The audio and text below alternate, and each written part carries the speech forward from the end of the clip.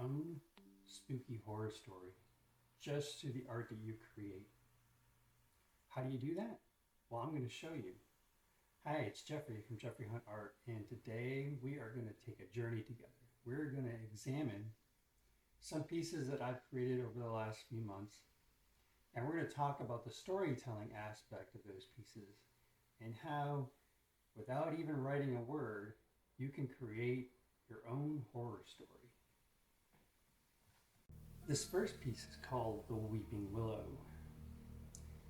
So, as we look at this tree, we ask ourselves, well, why?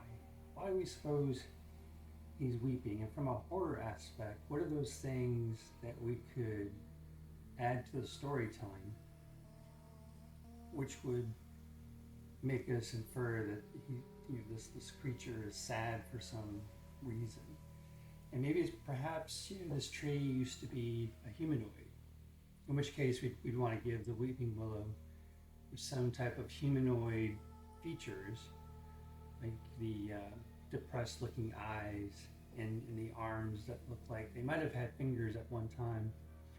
Perhaps this creature was turned into, maybe he used to be a human, and now he's or she is this tree that. And why is it in this particular location? So we could even use the location. We see that he's, I keep saying he, but this tree is on a location that could be, on the edge of a body of water. So maybe there's something that this tree wants, that because now it's literally stuck in the ground and can't move. Maybe there's something that it can't get. So that's another potential for some good storytelling. And it's important to point out that when you create pieces like this, leaving little hints and clues or even breadcrumbs to unfinished thoughts can help the viewer speculate as to what that story might be. Okay, we're on to the next one now. So let's take a look at this next one. Just wow, there's a lot of stuff going around in this one. So let's take a look at the expression. So and we immediately feel as if this tree is scared. It's raining. We see a cemetery in the background. It's dark. We immediately feel like we've been immersed in some type of a horror story. Is this a spirit that is now embodying this tree? Was it an evil spirit? Maybe this was a person who lived a life that was maybe a little bit nefarious, and now the penalty is life after death, but within a tree, to forever consider all of the things that maybe this person did wrong in life. Or maybe this was a love story, like one of those horror love stories where that this person could be waiting for a lost love who could be buried in that cemetery, and maybe this is this being's way of being with that person that they can't have anymore. So there's a whole lot of different directions you could go with this. And we look at the color is intentionally left desaturated. So we don't get we get a sense of gloom and sadness like right off the bat. And when you're setting up a scene for a horror story, getting that emotional impact is where you'll really start to make your money.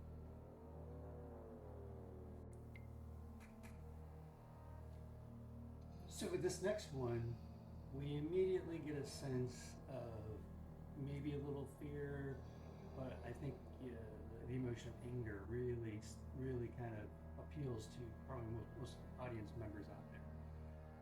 So why is this thing angry? Well, I mean, I'd be pretty angry too if I got turned into a tree. Maybe this one could be a minion. Maybe it's a minion of some warlock, wizard, or sorceress. Not very mobile, but we've all seen those fantasy movies where there's the haunted forest, but this is probably where one of those creatures might exist. A whole lot of saturation around the eyes and the mouth, with the arms silhouetted to really focus in on again the emotional aspect of either anger or fear. I think it's like a mixture of both. And maybe it's an anger that's overshadowing fear. So in which case both emotions can be present. This thing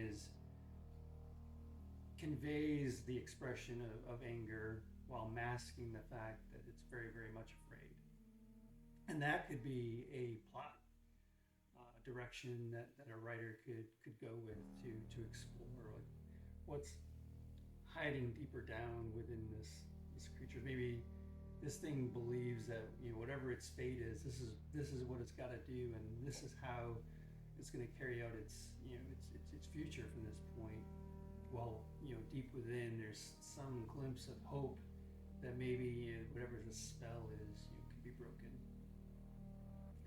And you can see in the background that there's not a whole lot of life left out there. So maybe this is like the remainder of a once vibrant forest, with everything else in the back falling into rot and despair.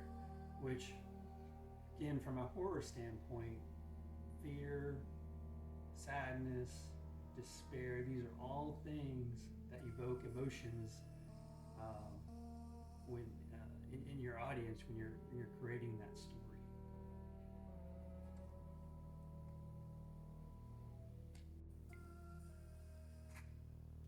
Okay, so this next one is probably one of my favorites. So really a lot of exciting things going on in this one too. So if we take a look, we're immediately drawn into the expression on this tree's face. So very grim, very stoic. This thing is clearly here to either scare people off, keep people out, or acting in some sort of a watchtower capacity. Maybe it's a magical early alarm system or something. We get a slight appeal based on the expression. Maybe this again could have been humanoid at one point. Very serious look on the face, but then we look at the skulls that are hanging off the branches. Now it kind of lends the thought that maybe there's something a little bit more macabre going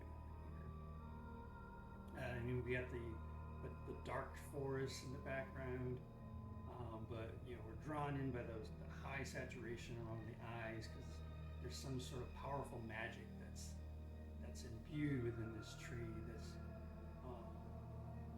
maybe it's nefarious, maybe it's something good.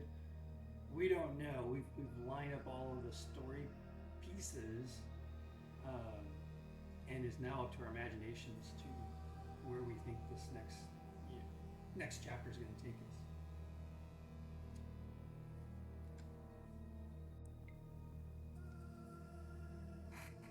Okay, so this last one, this thing is definitely put here for a reason.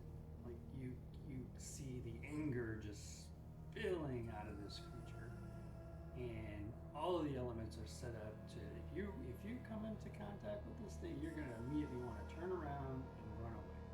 And no questions asked here. I'm not sticking around to find it. Now we've got the mean expression. We've got the cemetery in the background.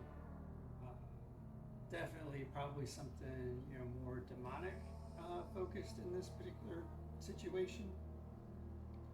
Again, the emotions that are targeted here are fear, maybe a little bit of curiosity, like what's going to happen next, and it's going to be the ingredients that's going to keep you on the edge of your seat.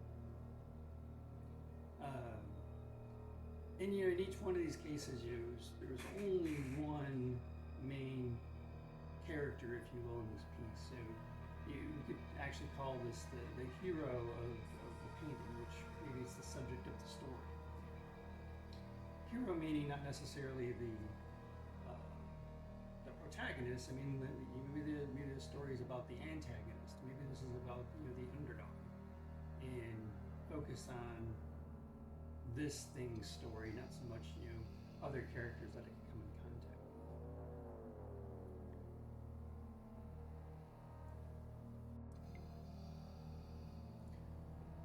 Okay, everyone, I hope you guys really enjoyed this little artistic horror journey that I took you on.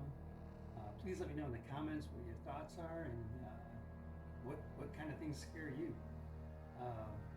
All these trees were done really via live stream. So usually once a week I try to get on and do a live stream where I create one of these trees from scratch. And as Halloween's getting closer to coming up, there's a whole lot of opportunity for those out there with the spooky kind of mindset to really start unleashing that creativity. So hey, have a great one, and I look forward to you in the next video.